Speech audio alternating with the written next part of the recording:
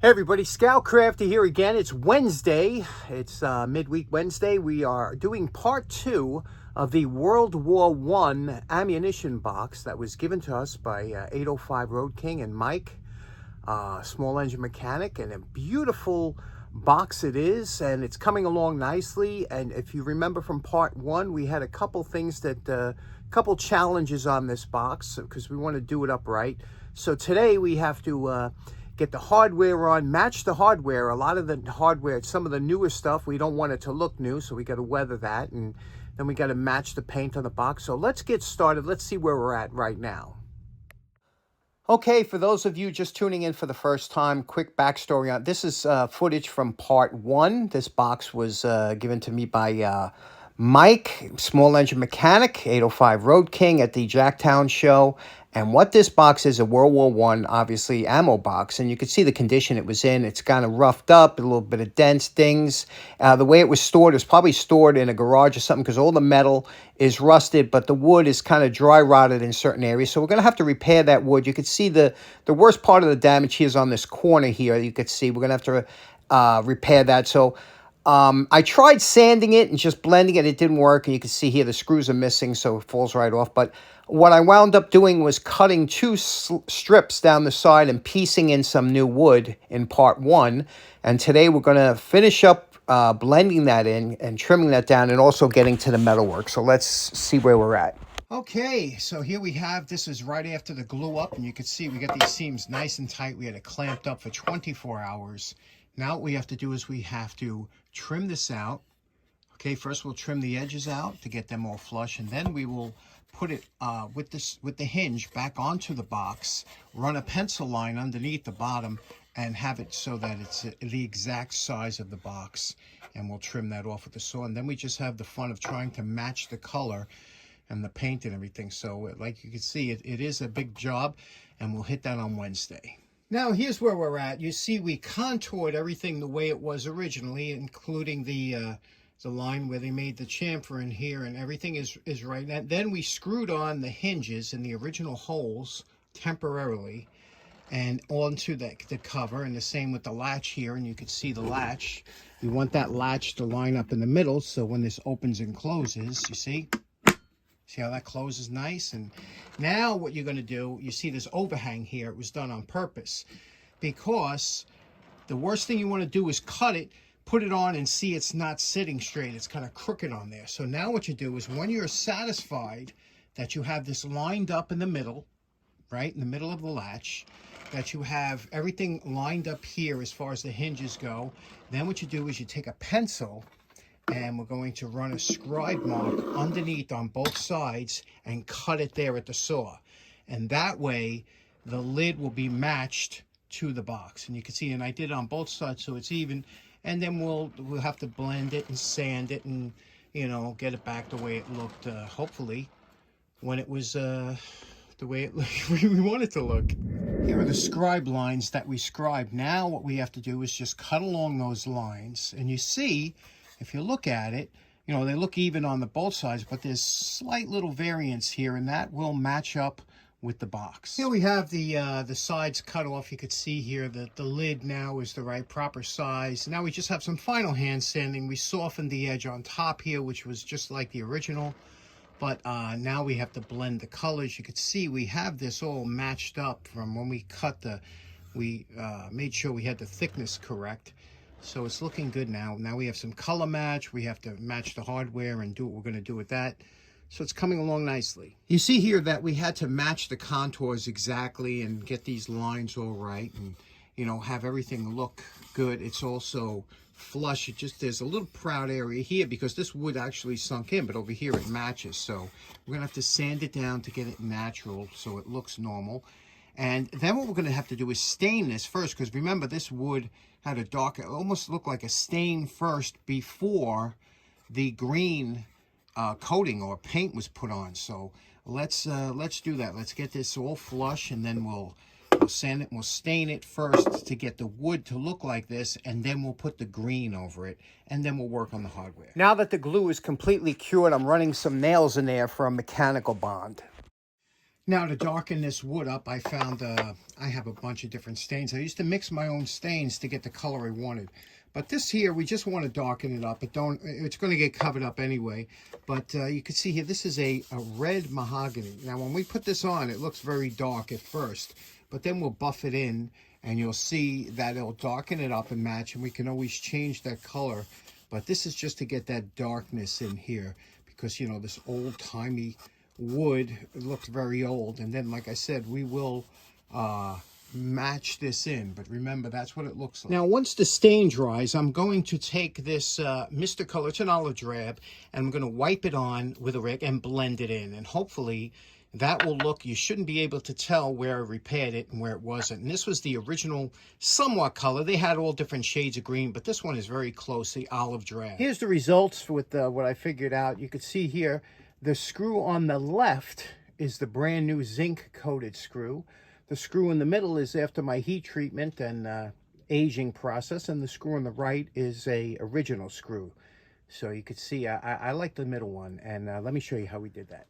Now I actually did a bunch of screws at once, but I'm showing you this one in real time to show you how quickly this goes. Now we're taking the propane torch and we're hitting the screw. It takes me a little while because I'm looking through the camera, but here you can see I touch the torch to the screw, the zinc disappears instantly, and we dip it into a mixture. That's a mixture of grease and motor oil.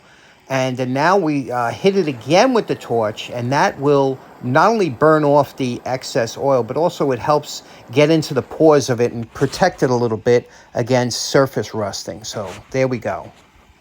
Now we're going to do the leather handle, and this is called Hubert's Shoe Grease. I've been using this for years, and it is absolutely fantastic. And you can see here that it is basically, if you smell this, it has an amazing smell, almost like a campfire and oil mixed together. It's just amazing. You rub this in, and it really does a good job in softening the leather, and also it doesn't darken it. And after a while, this will come back to exactly the way it looks now, but it'll be protected. So we're going to rub some of this in here.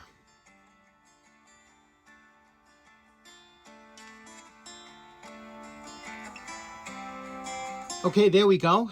Nice and supple again and soft. And in a couple days, this will dry in. This will all dull out in a couple days as it absorbs into the leather. Just a fantastic product. Now, you know my favorite part. Remember what this World War I ammunition box looked like before we started? And we're calling this project done. This one was such a fun project. Really was a challenge for me. You know, some of you guys might have knocked this out in a half a day, but for me, it was a challenge to get it to look. This is the 3-foot rule, that if you could look at this box from 3 feet away and not know that it was the wreck that, you know, that was kind of banged up and whatnot. And just look how pretty this came out, huh? And the top and everything. The hardware is all original. Nothing has been tampered or anything, except for the screws we had to replace. And I think I did a good job with matching them. Nothing stands out. Listen to this open and close. Tell me listen to this. You push this button, right? There's the top there. You see, we did the top, right? Match, and check this out. Now listen to this close. Is that not? That's an ammo box. They made this thing like just absolutely beautiful. That's the way things were made back then. The bottom was original. We didn't really have to touch it. We just cleaned up the hardware. But what do you think? What do you think? Just beautiful. I know that 805 Road King and Mike, I think they'll like it. I think they'll be happy with the way this came out. It looks just original, and I love it. I love it. What do you think? Couple things to add about this World War I ammunition box. It was made to fit on the tripod of a M1917 Browning 30 caliber machine gun. It was a belt-fed machine gun. It came in both a water jacket around the barrel and without a water jacket or air-cooled barrel. It was an amazing machine gun, but this ammunition box had those 2 slits along the front you could see, and that was made to slide into this little clamp that they had on the tripod.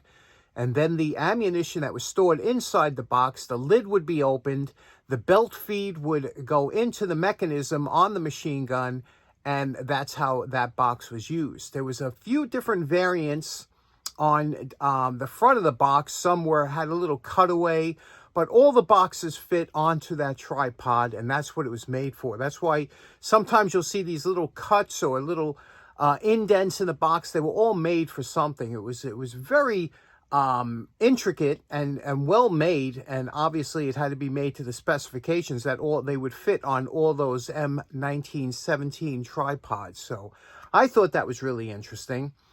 Another couple questions people have asked me, like, I'm much appreciated. A lot of people said that, the zinc could be removed from the screws using any kind of acid, muriatic acid, vinegar, any kind of acid would remove zinc, and that's true. The reason I didn't want to go that way is because when you put the screws in that acid, it removes the zinc, and you're susceptible to flash rust or any kind of rusting.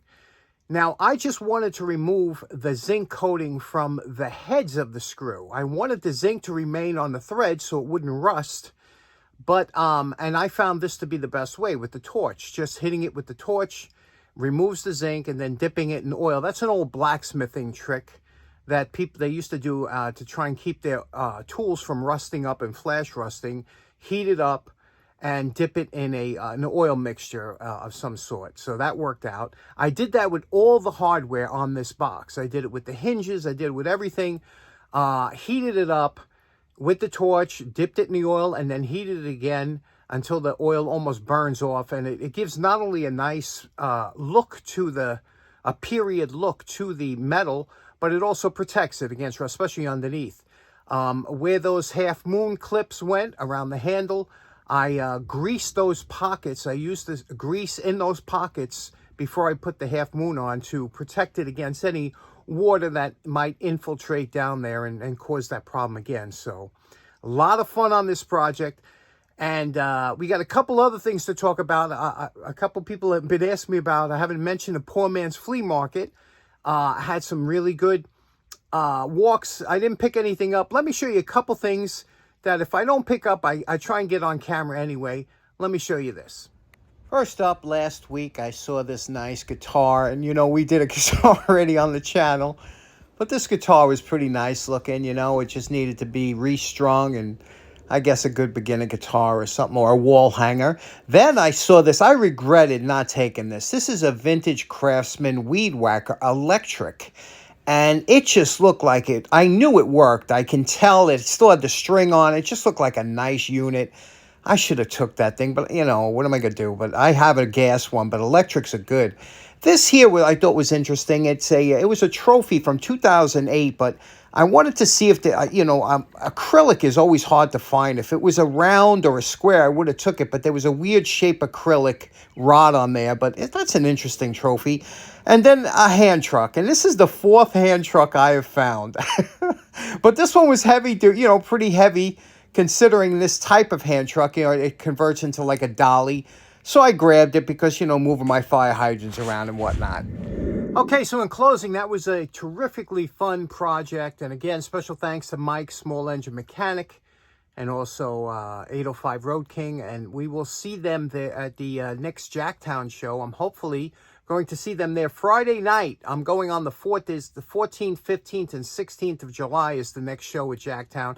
I am going to go there Friday evening because I just can't get up in the early anymore to get there early in the day. I'd much rather relax and not have to rush to go home. I don't have to worry about the traffic. I don't have to worry about getting up or whatever the case may be. So I'm going to try it Friday for the summer show. Plus, it's a little bit cooler. It gets a little hot there during the daytime. And maybe I know some of you are going to go there on Saturday. So I hope you film it and for the rest of us so we could see it. And anyway, I hope you enjoyed today's episode. We'll see you again on Friday. Take care now. Have a nice day. Bye-bye.